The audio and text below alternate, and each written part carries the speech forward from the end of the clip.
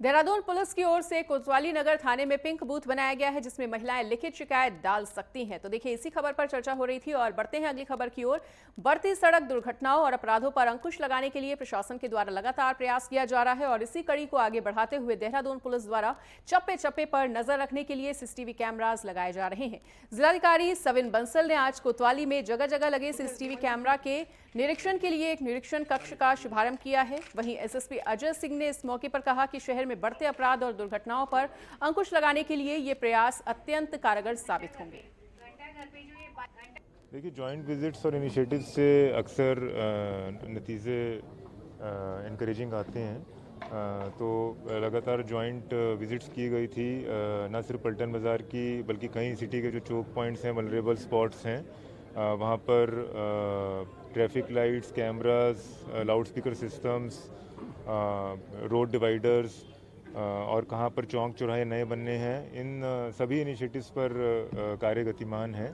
जैसे आज हमारे कैमरास ऑपरेशनल हो गए हैं, हाईटेक कैमरास हैं और लाउड स्पीकर सिस्टम्स हैं, डिजिटल पीए सिस्टम्स हैं। इसी तरह से हमारे कुठाल गेट और दिलाराम साईं मंदिर पर पब्लिक को हम कंजेशन से रोक पाएँ, ट्रैफिक रेगुलेट कर पाएँ, अच्छे चौंक्स बनाए जा रहे हैं। आईएसबीटी पर जो फ्लाईओवर है उसका लेफ़्ट कट कारगी के लिए खोला जा रहा है।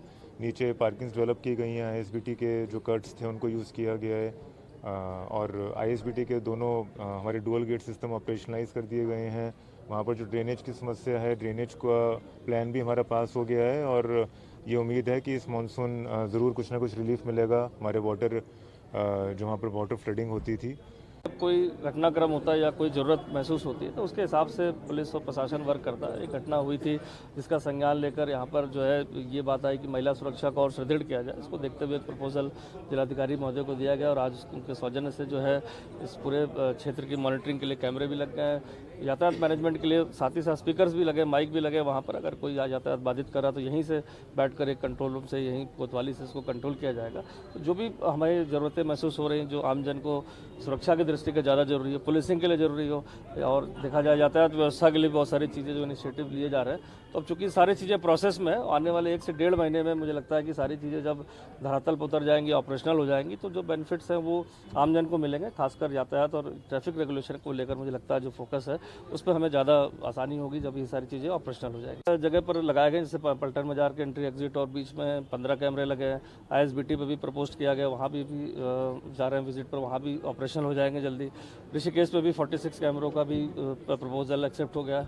तो जहाँ पर जिस हिसाब से ज़रूरत है उस हिसाब से संख्यात्मक रूप से उसको देखते हुए उसको लगाए जाएंगे।